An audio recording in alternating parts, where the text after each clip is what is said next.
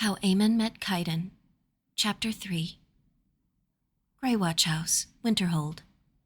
Tuurdas, 23rd of Evening Star, in the 201st year of the Fourth Era. Eamon. On the third day after Emelia's disappearance. Eamon's hands shook as he saddled Percy in preparation to leave. He didn't know exactly where he would go, but he knew he could no longer stay in Winterhold. 3 days. She had been gone for 3 days, and with every hour that passed, it became less likely that he would find any answers here. Eamon had questioned every remaining resident of Winterhold and the surrounding farms. He'd demanded the Jarl's Guard be sent to search every ruined and boarded-up building left in the city. He'd grilled every apprentice and instructor in the College of Winterhold. With Feralda's help, he'd searched every room in all 3 residential towers, and Savos had summoned the decency to have the mastery students comb the midden from top to bottom. A team from the Pale, who felt indebted to Emelia for healing a group of miners in Dawnstar last autumn, had come up by boat to drag the beaches north of the college for any sign of her. Eamon hired a special courier, notifying his uncle of Emelia's disappearance in case they should see her or get word of a Breton woman matching her description. He'd even dispatched the Jarl's personal courier to notify Jarl Balgruuf in Whiterun, where Emelia was Thane.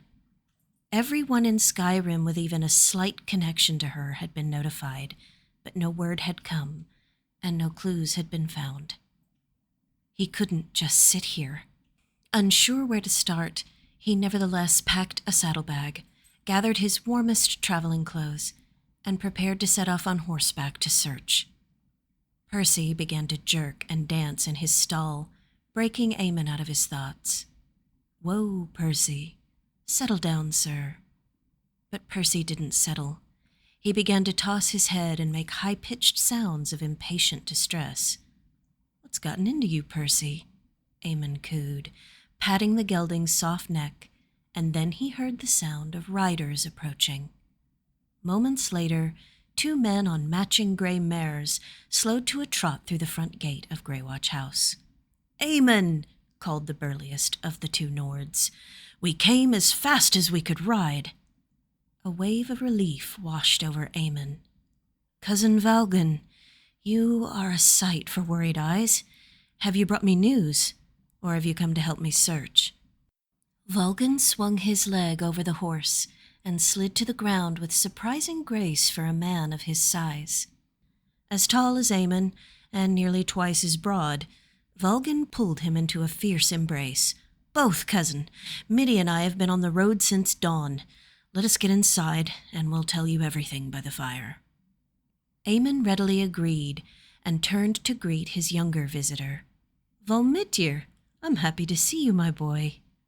The lithe and lanky 25-year-old looked grave as he replied, "I was happy to come, uncle, and we'll stay until we have her home with you safe and sound." Eamon's body began to unclench from the anxiety he'd been carrying alone. "I'm grateful, Mitty. Go inside and warm yourself." Volmittir turned toward the stable and waved him off. "Don't worry about me, uncle. I'll see to the horses so you and father can talk." "No, Mitty. Come inside. Gregor will see to the horses. He's been near the fire with me all day, and you've been out in the chill." The relief on Mitty's face was almost comical as he handed over the reins to the Greywatch family steward. "Get along with you, young Mitt," Gregor said, and the young man did as he was bid. The Valdir men sat around the roaring fire in the drawing room, while Eamon hung their wet cloaks near the hearth and put a kettle on to boil. "Gen, you said you had news." "Yes," Valgan replied. "Grandfather was in a state after receiving your letter. You know how he gets. So he made Volsig drive him in the hay cart down to the Jarl. Sidgeir's a damned worthless cowchucker, as you well know, but he does have his uses, and he can always be counted on for gossip." Eamon jumped as the kettle began to whistle and said, "Has someone in Falkreath seen her?" No, but there's been word of an uptick in Thalmor movement between Falkreathhold and the Rift. Knowing what we know about their involvement with you and yours, Grandfather bribed the Ponzi shite with a case of Colovian brandy. How in 16 hells did Valorn get a case of Colovian brandy again? Now why would you think I know how that man does any of the things he does, Eamon? That's a good point. So, what did Sidgir know? Well, as you know, he's always up in solitude being wined and dined by Elenwen and her inner circle. Last week, he overheard Elenwen talking to Maven Blackbriar about the Blades and how the Justiciars have some prisoners they're interrogating about a supposed resurgence of the Dragon Guard. It sounds like absolute crazy talk, right? But Elenwen was completely serious, and Sidgir said they made some deal where Maven's people would look the other way if these Thalmor wanted to use some derelict building or other in the Rift to hold and interrogate these suspected Blades. So why do we think that has anything to do with Ruma?